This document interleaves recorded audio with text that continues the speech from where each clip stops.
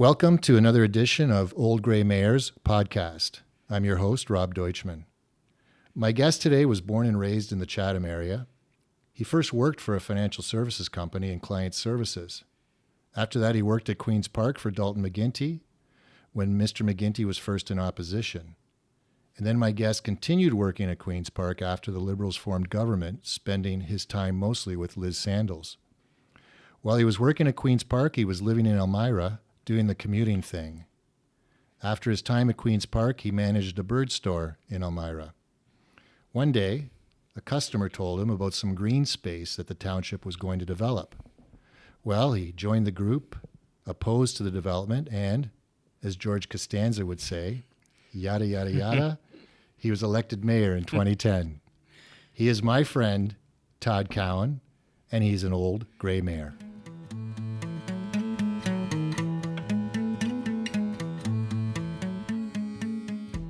Welcome, Todd.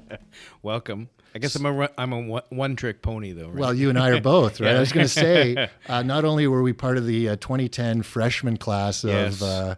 mayors, rural mayors, township mayors, but we're also members of the one-term mayors club. There you go, yes. But we are founding members of the Rural Caucus, so. Yes. Exactly. I mean, we'll talk about that.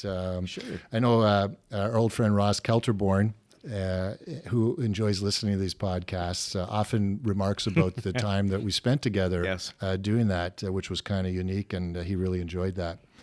But I kind of brushed over a bunch of things in the yada, yada, yada, Yes. of course, in the introduction. And it's always interesting to hear how people became involved in municipal politics, because obviously your focus was Queen's Park, and Yes. probably Yeah. like myself, everyone's always looking at provincial and federal politics. We don't think about the You don't municipal think- part of yeah. it. Yep, definitely. So why don't you tell us a little bit more about the green space and the development issue? Sure. Well, in Elmira, there was Victoria Glen, which was this green space, and there was a bunch of residents that lived there. It was very close to Riverside School, and it was a place. It wasn't like a overly developed park. It was like long grass, lots of trees. Kids went back there. The schools went back there. People took their dogs back there. So it wasn't really a formal park. It wasn't park benches and slides. Right. It was just kind of a green space that was left. But the community was using it. A lot, yes. Yeah. It was a well used spot. So I remember one day one of my customers came into the bird store and she was going on about I have this, we have this wonderful space that the township wants to, make into a parking lot in a sense. Basically, well, they wanted develop to. It was a development, not a parking lot, though. Was it? Yeah, development. So they owned it. The region owned it. They wanted to basically develop it, build houses, and sell it. So they Right. wanted to do all aspects of that. Right. And she said, "We need to stop this," but I have no idea. Neighbors are talking. I said, "Well, first we need to do, let's." Little did she know that the guy she was talking to across the counter had 8 years plus experience. Well, that in was politics. it. So we had lots of experience doing petitions, getting people together, and that's what I said. All you need to do first things first. Let's put together a petition. So we went out on the Kissing Bridge Trail right behind Victoria Glen, and we got I'm thinking 1,500. Signatures in just a couple of days, because it's very well used in the summer. So a lot of people. And a lot of people knew where it was, and that was our first step. The next step is then we started positioning ourselves with council, and she's going, oh. But it was, let's go talk to them. Sandy Shantz was on council at that time as a councillor, Ruby Weber, Mark Bauman, Right. and I'm It's okay, it doesn't but matter. anyway, Murray. And basically, we looked at it, and we knew Mark was a birder. Mark Bauman was always a bird watcher. We knew Sandy had probably some leanings towards Right. Environmental. So is that what you mean by you were sort of targeting, like you're trying to understand what council's backgrounds were in order to Yes. position ourselves to Yeah. approach them, because there was only 4 people on council and Mayor Bill Strauss. Yeah. And, Mayor Bill, good intentions. He wanted to do this to pay for the Right. arena and some of the community community new bills that they were So doing. you targeted your message to your audience, Right. Which was the counselors. Was the counselors and the ones that had a sympathetic ear to green spaces. So did you went to a council and did a presentation? We did do that. We had organized. It was actually pretty good because we had organized, and not so much myself. I was kind of the guy in the background, but they organized school kids from Riverside. They were doing PowerPoint presentations of pictures of them out in the green space. Oh, okay. And, please save our park and stuff like that. And at the end of the day, what happened? At the end of the day, we won. The vote was like 3-2. 3-2. Right. Okay. And we won. So then, Mayor Strauss at the time was ticked off because now how are we going to pay for this arena kind of a thing? Because they didn't really want to raise taxes. Oh, okay. So they were looking at So to his defense, he was looking at this development as a way to pay for other infrastructure. Exactly. So we had a big Woolwich Memorial Center and stuff like that. Sure, but let's go back to this park for a second. Okay. Is it a park today? No. Oh, yes, it is. I was going to say, you became mayor and you developed it. yeah, I became mayor. I developed it because I saw, no. I had to look for other ways. But no, it is a park today. So what we did is we had basically deemed that a green space, that it will forever and ever stay a green space. And then What do you have in there now? Nothing, just trees and birds, so people can keep using it. Trees, birds, and mosquitoes. It reminds me when you talk to people about creating trails or paths, right? And you can go out and define a path. Yes. Or you wait and see what people are doing and look at the worn out areas to see where that path or trail should be. And that's really what this was. That's what it was. It's the best way to know people are using it. Exactly. And then the Regional Waterloo owned a space back there too, so we bought that from the region for $1. Okay. And basically changed the zoning on all of it. So okay, so after that was done, you finished that. How did you end up running for mayor, though? Well, then it was, you start to hear from people, right? And I'm not a big fan of politicians, even though I've spent a lot of time with them. Usually on the staff side. You got to define that, though, when you say, you mean people who are like full-time elected officials? Full-time elected officials. It was more, you get that feeling that they're just there to warm a space in its lifetime spots when they become ineffective, or they're not open to, really the community. That's what you were seeing in that particular, because we can't say that about everyone, but that's what you were seeing in that situation. So then I looked at it and thought, okay, how would I make Woolwich better? Woolwich Township, which is the fastest growing municipal, rural township. Of the 4 townships, absolutely, especially when you look at Breslau and the development that's happening out there. Definitely. So it was like, okay, what am I going to do? So I put together kind of a quick plan of my vision for Woolwich and where I saw it. Oh, you didn't think about running for councillor, though, first? No. Why not?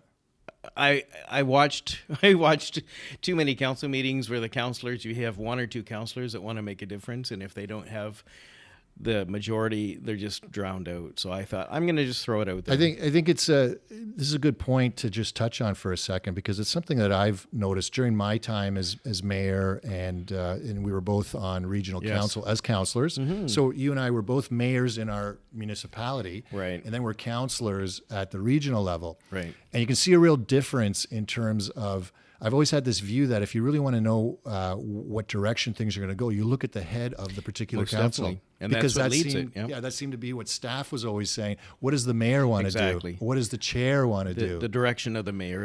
And that's what I found. And you're right. When we were sitting around the horseshoe or the shoehorn or whatever you call it. Stealing my line. I know. Yada, yada, yada. You look at that and you go, yeah, it's really the wishes of the chair that where that direction goes. Directs a lot of it. Most definitely. And the staff looked at the mayor to say, okay, what are we going to work on? And you could see that when we were on regional council, and I remember distinctly, because it was all new to me, but the night of our inauguration. Yes. And Ken made a speech. Mm-hmm. And the speech was all about, we have to push ahead with LRT. Remember that? We had to push ahead with LRT. But at that point, we had just gone through an election, right? And most people had said the LRT was dead. Right. We didn't get the funding we needed from the other levels of government, and so we're not going to fork out the $280 million ourselves. Yep. And yet that was the direction, and that's where everything went. That's right. And see, I didn't even hear about LRT at the door when I was campaigning, because I knocked on the doors. I did we were talking about green spaces. We were talking about gravel pits. Absolutely. The only time I heard about, just as an aside, the only time I heard about LRT was when we did the Rogers debate. Yes. Okay, so I'm at the Rogers debate with the former mayor and myself, and a reporter asks a question about LRT. And I'm Right. looking at her. I was a bit stunned because I'm thinking, well, the LRT is not even impacting us. Even from a tax perspective, it wasn't Right. going to, because it was going to be area rated Exactly. amongst the cities. And so I essentially turned it into a question about how are we going to improve transit service Right. for a township, Right. or provide better mobility for seniors or something Sure. like that, right? And because LRT just wasn't Right. on the radar.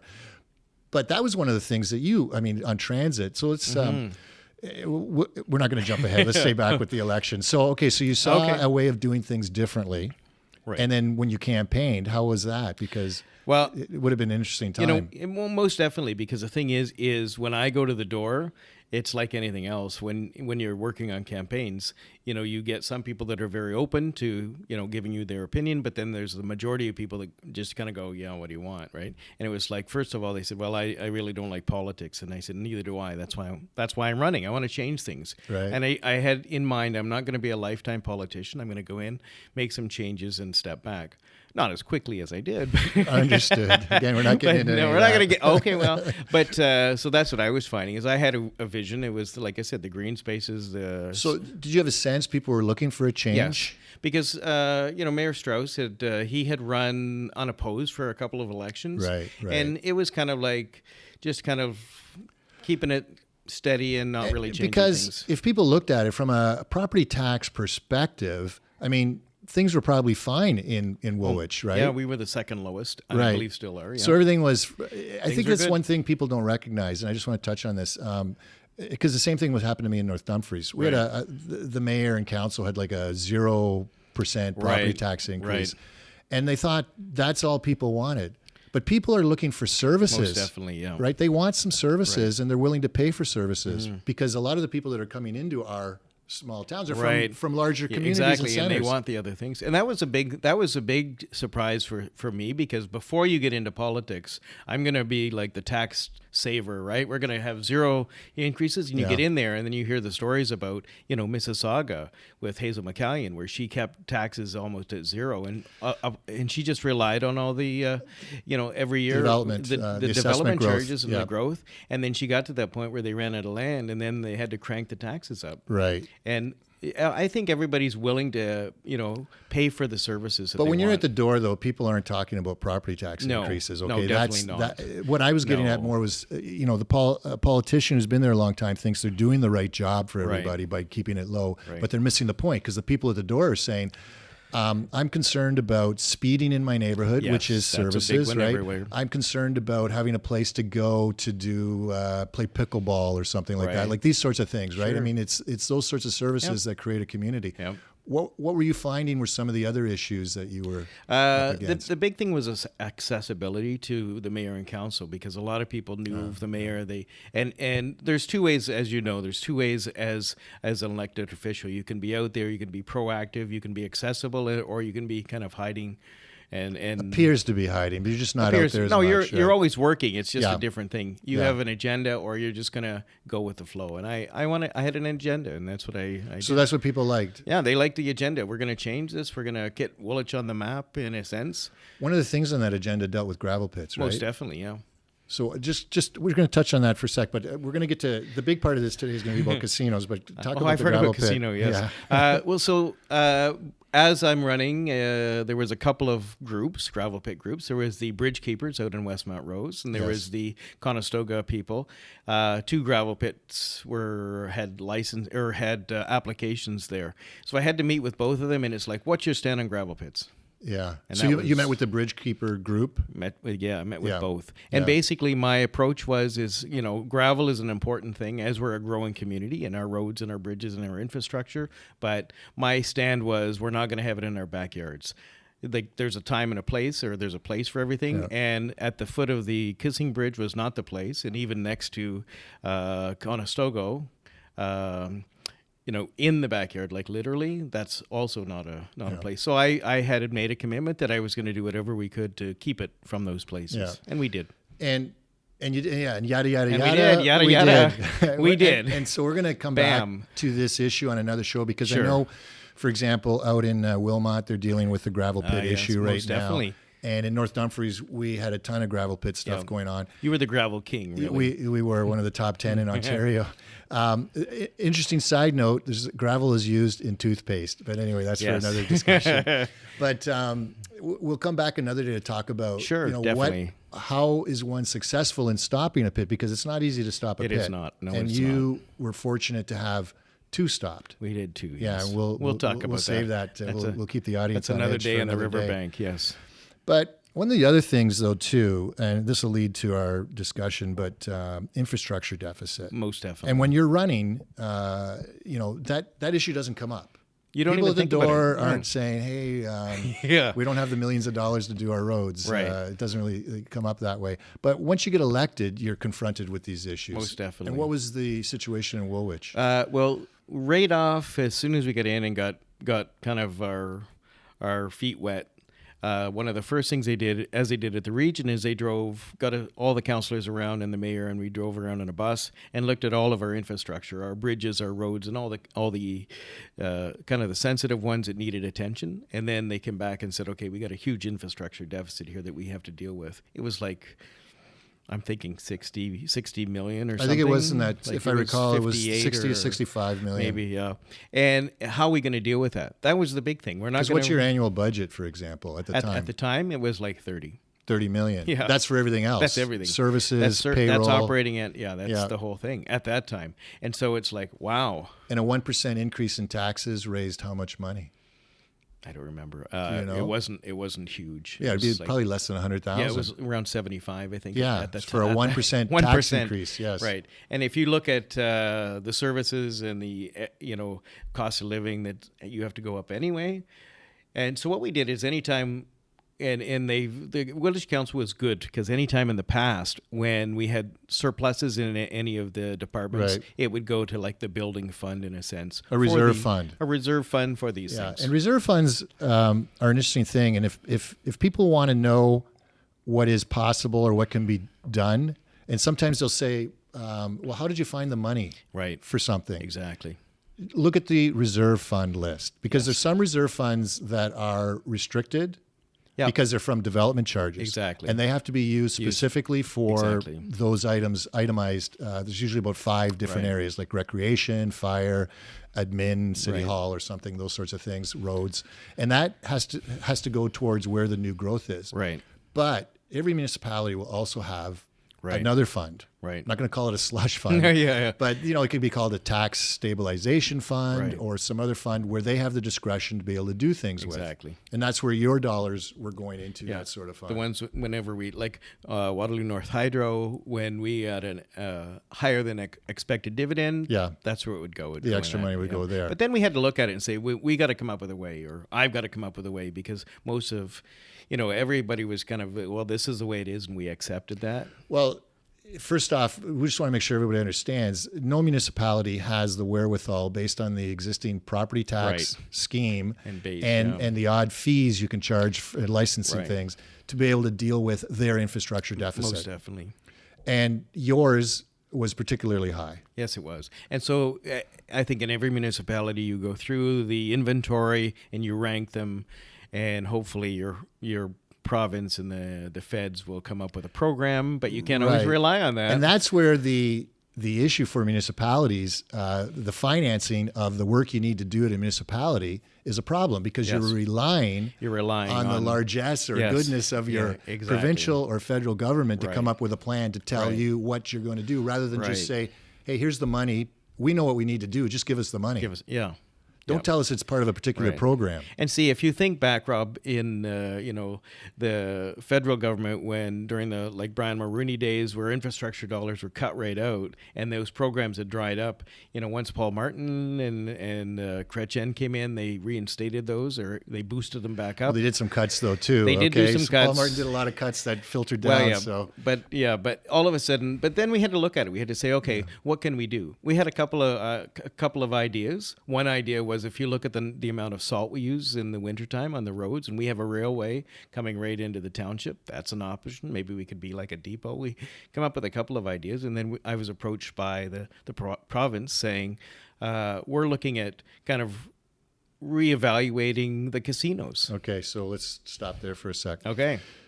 So you're fairly newly elected. Yes. Okay, but you're experienced in politics, so you understand what's going on and what's happening.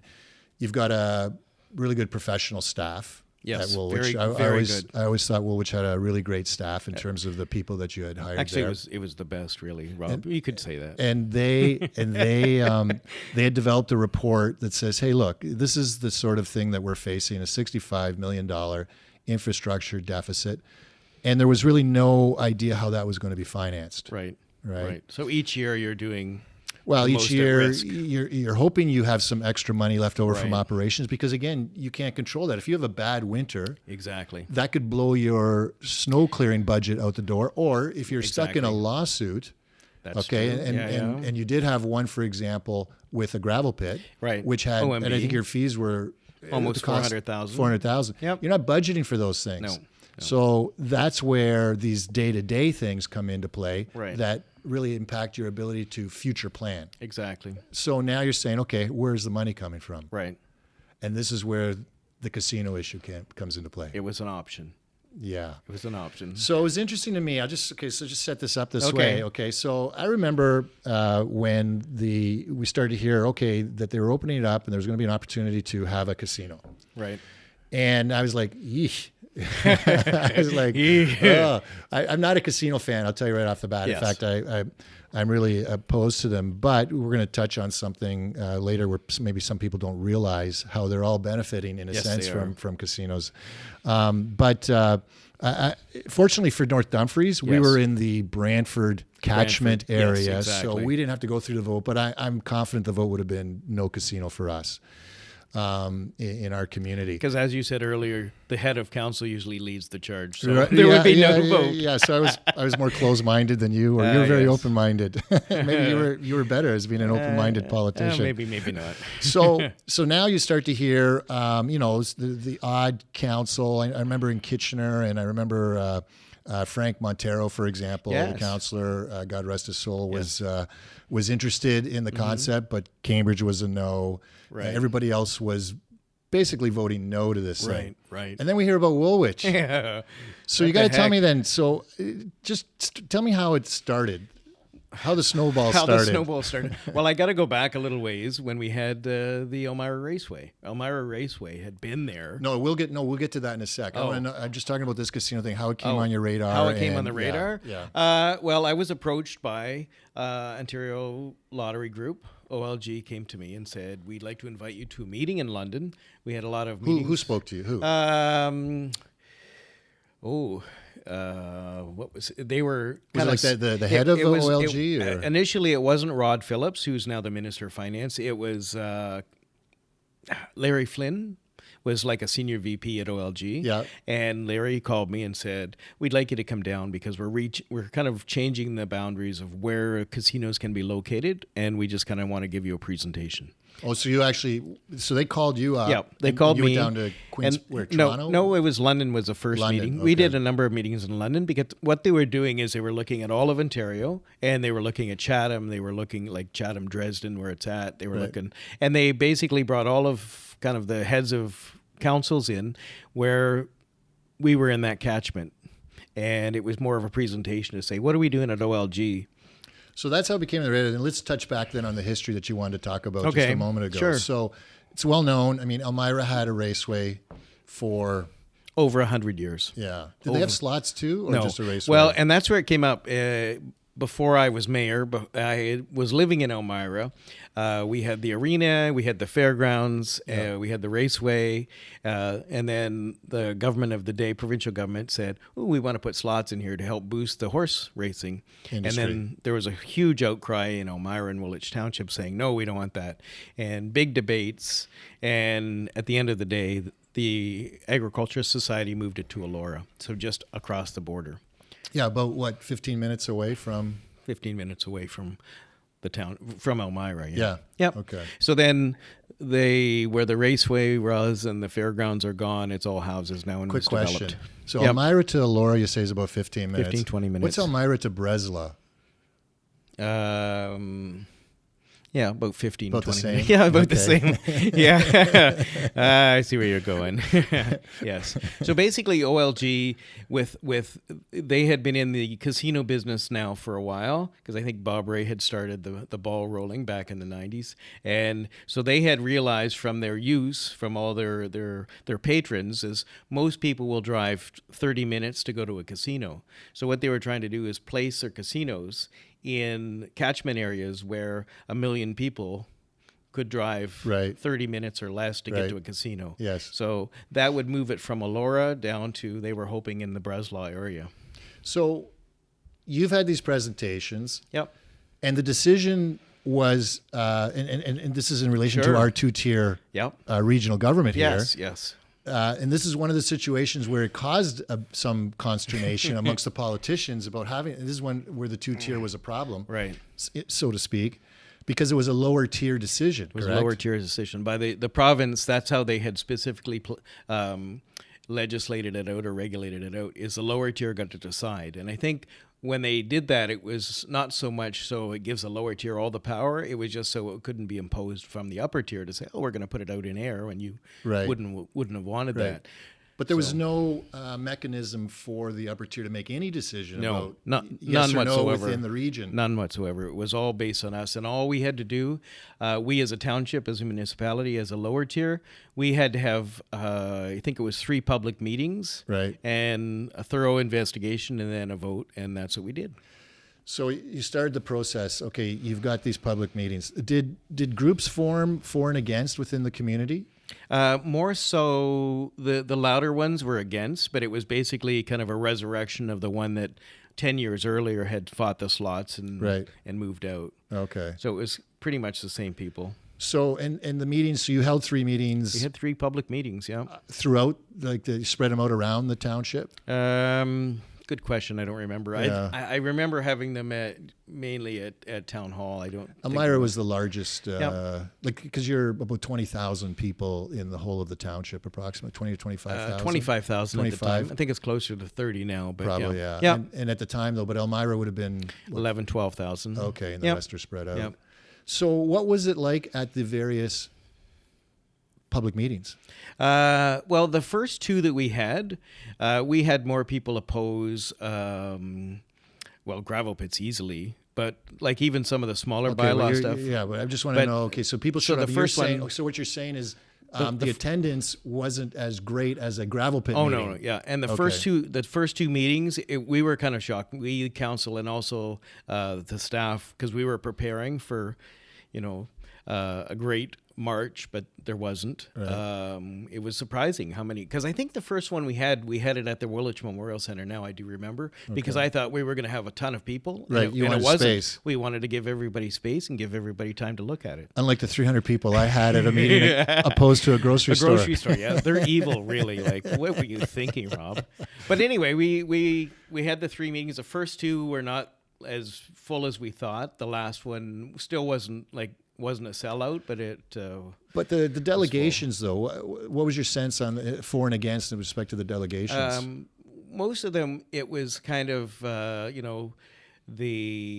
I guess especially the against was they were looking at it from how it would just it was morally wrong. Sure. But what I mean is the numbers. Were there more against than opposed? What was your there was than support? Well, I mean? that's the thing, is there was kind of a silent, in my opinion, a silent majority. We can't get into it. Look at we're But not I getting think- into because if nobody speaks, they're No, I not agree. anything. No, well, I mean publicly. I did hear from a lot of people. Well, they're not privately, silent if you're hearing from them. but they wouldn't get up in front of a council. Sure, fair enough. But I did hear from a number of people that supported it, because I was trying to approach it not from, hey, let's turn this into a little mini Vegas. I was looking at it from a more like, we started this out, is we've got to find some revenue here. Yeah. And this, and I look at the region of Waterloo, and it's not, it's not the Bible Belt where we have, at the time or even now, we had casino, or we had off-track betting, we had bingos, we had all this other gambling. Right, so we can touch on the environment. So Sure. if you had to pick a Bible Belt, the more north you get, the more it's like that. But Maybe, sure. And you're certainly in the heart of that. But the Waterloo region environments, you already mentioned you had the raceway. Yes. Now it moved to Elora, which is 15 minutes away. We have Brantford, with the Right. casino, Yes. which I always found interesting. And Mayor Friel from Brantford was part Yes. of your presentation, Right. and you consulted with Most Mayor definitely. I wanted to hear, Rob. I was definitely approaching this without, I want a casino. That was not what I was doing. I was looking at it trying to open-mindedly say, let's look at it all. Let's look at the pros and the cons. Let's talk to people that actually have them. And let's look at Elora. Because the thing is in Elora, they were saying, Elora that's the end of Elora when everything moved there. When it first was going to come. When it first moved. And I looked at Elora. I talked to the mayor down there, and it was wonderful. They weren't seeing the social ugliness side that often gets raised. Well, that people that are opposed that bring up. I know. That's what I'm talking about. Yeah, but you're exactly. saying he or she wasn't seeing that. No, the mayor down there, she wasn't seeing that at all. Interesting story about Mayor Friel, and you and I, Yes. we met. Like I had an opportunity to come out with you for Right. dinner with Mayor Friel during that time. Yes. And when you chatted with him about that, it was interesting because when he ran, the year that he ran, one of the years he ran for mayor was the same year that they had referendums about Yes. casinos all across the province. Right. And he ran as an opponent to casinos. Yes, he did. And Brantford turned out to be one of 4 municipalities that Right. supported That supported it. So he got Exactly. elected as an anti-casino mayor, and then- with a pro-casino community. Right. And then he saw the light, I guess. Well, he pointed out too that. that at that time the payment from the casino back to the community really wasn't part of the picture, and he Right. negotiated that Yes, he did. for them. Yep. Yeah, it was interesting when he made his presentation, because I was there the night that he presented at your council meeting, and he pointed out the development, that actually the positive development that occurred around there. But I appreciate, you had a pretty wide consultation process, Yes, right? we Because did. you had other Very thorough. community groups, Yes. like industry groups. Do you want to just mention some of those? Yeah, we had, it was everything from the police to social services to, we had business, we had the Chamber of Commerce made presentations, because we had the broad spectrum of all of the different, how it would affect. The social services groups, obviously, I think, would be strongly opposed. Yes, they were. Okay. How was the police on this? The police were great. At the time, it was Matt Tregian, who was the chief of police. I had met with him before and spoke with him. Brian Larkin, I had talked to at the time too, who wasn't the chief, who He was had in Guelph actually at the he was time. in Guelph, I believe, and he had done some studies on casinos and crime rates and stuff like that. Because that's again. And did they comment on what they saw overall? In Matt's presentation to the council, it was basically they saw no significant changes in rise in crime rates around casinos. I thought one thing that was interesting was the industry group, the tourism aspect. The tourism was huge. And Mark Bingaman presented in support. In support, yeah. But then you had the Shantz family, which is a predominant family in terms of St. tourism Jacobs and tourism at the development, time, yes. who was opposed to it. Yes. How did you handle that? I think it was more of with Marcus and Mercedes Group. At the time, it was more of a moral decision for them. They looked at it from a point of view of, yes, we can do this, and this, but we're not really for casinos. And now I can say, after we were looking at location, St. Jacobs was definitely one place that the OLG had looked at because of where it was located. Yeah. So they were more against it just from strictly a moral aspect. Because of the transportation, I guess 401, Conestoga, eventually getting out there was a bit easier maybe. Plus, when you look at the market and the number of people that go, 2 or 3 times a week, they could handle the numbers out there. And The buses and all of that, right? Everything out there. So it was they were interesting. against So you it. had all of that going on, but you also had, in addition to the 3 meetings, your staff did a report, but you also did a poll. We did a poll too. A poll of the community. Yes, so we did. how did you run that poll? Just give me we'll talk about the results, but just tell me, how did you run the poll? Well, basically, we tried to put together something because we did a number of online type things when I was there, and we wanted to get a feel. And we weren't basing everything. It wasn't like a plebiscite. We were looking at all aspects, and we wanted to hear from as many people as we did. And we had, I believe, at the time we had worded it in a way to give us a direction of how people were feeling, if they were for or against the casino. And did you send out mailers, or how did you let people know about this poll? What we did is we had made announcements. I believe we advertised. We also had like a newsletter that we go out to all the residents. Right. I think we put it in the bills, in the water. And you had bills. a pretty good response. We had a great response. Yeah. I mean, you had I think it was about 11%. Right. Responded, which was about 1,900 people. Yeah. And out of that, 62% were opposed. They were opposed to the casino. Yes, they were. Right. Yep. So that's significant. Yes, it was. Right. Yes, it was. You didn't consider that to be the final story on this issue? We didn't. I personally didn't weight it, or the council didn't weight that. Like I believe Mark Bauman, the councillor in St. Jacobs, councillor, he looked at that and said, okay, that's a clear signal for me. And that's why he opposed it. But I think for me, I looked at that as one of many things in the mix. Yeah, and I didn't think it was clear. And it's not to say, I'm not trying to say, we're not going to criticize anyone about how they ended up. Each decides what their criteria will be. And whatever the criteria they determine it to be is relevant to them. Right. And we accept that. Yeah. And so for Mark, if that was a big issue for him, totally understand that. But with you and the other councillors, because the rest of them all voted in favor of the casino at the end of the day. No, they did. Not I believe they did. And it's just interesting. Were your councillors on board? It was 4-1, I guess, would be the vote, right? Were the four, including yourself, always on board, or was it open-minded right from the start? We tried to keep it open-minded from the start. We tried to look at all aspects of it, from the concerns of the residents that were being raised, and the poll, but then we also looked at the business case. So we were looking at you look at the development charges of a casino. We were looking that we would get and we would share. We would look at the taxes from the casino. Was there an ongoing revenue number that you would? Or was that unknown? No, just like the operation of the casino. Like Brantford gets an annual stipend from the casino. They were. You mean share of the revenue? Yeah, it was about $4 million. So $4 million on an ongoing basis. Plus the taxes, plus the development charges up front. So $4 million for you.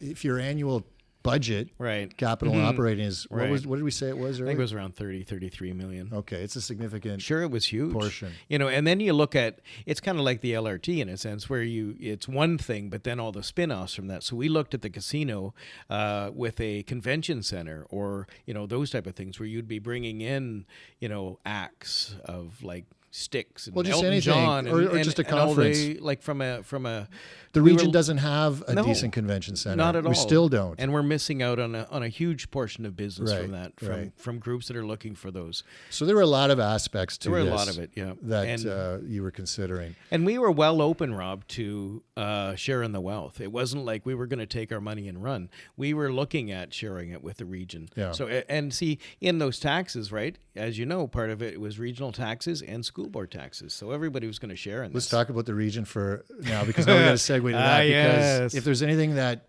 probably brought it down, it was the region. Yes.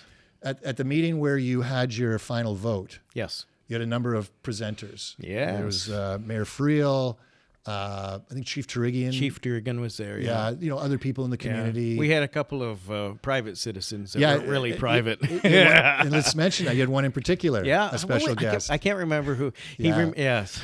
It was Ken. Ken Sealing. Yeah. Yes. Ken. Not as chair, as he distinctly pointed out, as private citizen, because he's a resident, a longtime resident of Elmira. Yes, he is. Interesting. Yeah, that was tough, because I have a lot of respect for Ken, and still do. I think what he's done in the region is amazing. Yes.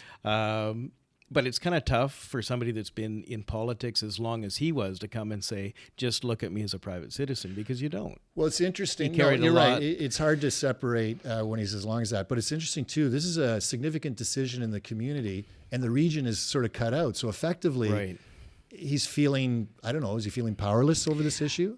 I think up to that point, because there was a lot of pressure. I got to tell you, Rob, there was a lot of pressure from the region through this entire process. Well, it just reminded me, you had Dr. Nolan, who was the chief medical officer for the region. Yes. She had come at a prior meeting. Yes, she did. And what was her presentation about? It was basically more of the social aspects and again, I didn't feel like when we talk about the problem gambling and some of that social aspect of it, I didn't think it was really. It wasn't specific. It was this could happen. It was Her report. Yeah. Right. So it was. I didn't find it definitive. Yeah. It was a negative, but it was a definitive. So Well, let's talk about that for a second because I was quite involved at the time on this issue in terms of defending you with Yes. respect to the ability for the municipality within the region Yeah. to make their own decision Yes. and not have that interfered with by the region. Right. But after you voted that night, okay, and supported it 4-1, the region then went into a bit of an operation Yes. because then they moved forward as the public health board. Right. Right? Because the region has responsibility for health and yes. safety within the community. And I think that's where that's the angle they took on this. Right. And I remember Dr. Nolan outlining these issues. And I always thought if gambling was an issue within the community, and we had Yes. Brantford not too far away, and we've got Elora nearby. We had horse racing for a long time. Yes. And there's other online gambling opportunities Exactly. available. Never once was there a report to us about gambling and addiction being a problem in the community. Exactly.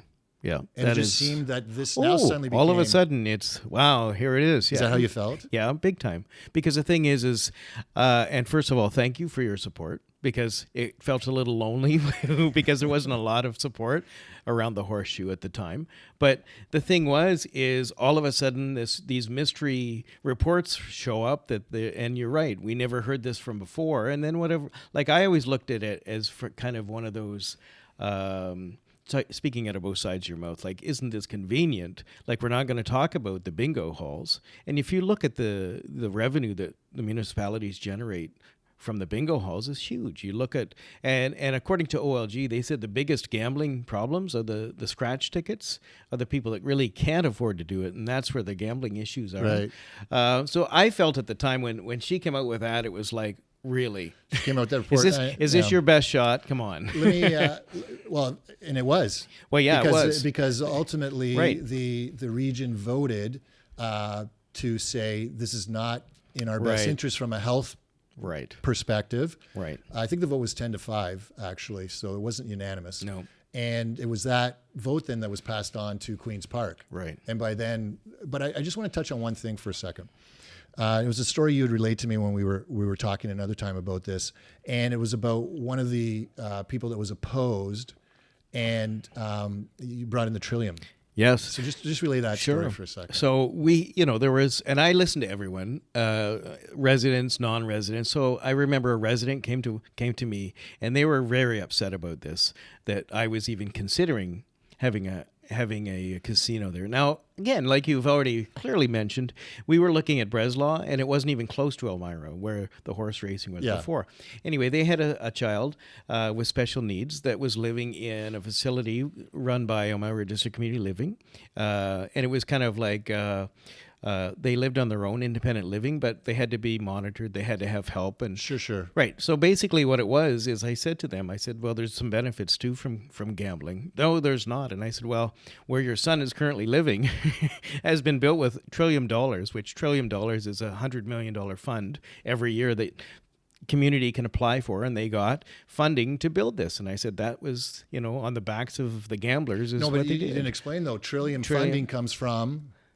Gambling, $100 million profits from OLG every single year. Yeah. And we have a number of people that sit on that. So, we're kind of saying one side, we don't want the casinos, but we will take the proceeds from casinos to build these community things. So I don't know. I just found it a little bit interesting. Just thinking of, we won't get into the NIMBY-YIMBY yes. Dichotomy on casinos, but so at the end of the day, what happened? Well, at the end of the day,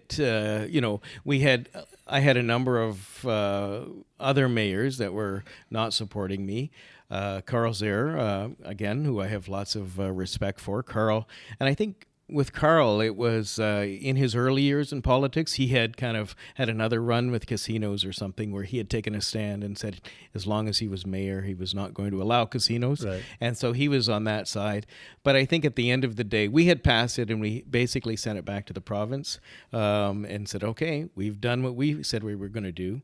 And then there was an election, a provincial election. My old boss, Liz Sandals, was very much in support of keeping Elora going, more from the agriculture side, the horse equine center that they put up there, and it just didn't happen. They basically said they changed their idea. They changed their idea. The model. Said, the model just didn't work anymore. So it died on the vine, so to speak. It died on the vine, and unfortunately, it was not a decision that was made by anything other than a political push. Well, listen, Todd, I want to thank you for coming in today. It was Thank a pretty you, thorough Rob. conversation. And I know you're the publisher I am the publisher. a newspaper called the Rural Post. The Rural Post, It comes out on a weekly basis Yes, to all it of the is. townships, and I Yes. want to wish you all success Thank you with very that. much. And we're going to get together another time to talk about some gravel pits, okay? I love gravel pits. All right, thanks. Thanks a lot, Rob. Thank you. So this has been another edition of Old Grey Mayor's podcast, and I want to thank you for listening. And again, if you have any topic areas that you'd like to hear about or some people that you would like to hear from, please feel free to reach out to me, and we'll see if myself and my good friend Alex Kinsella can make it happen. Take care.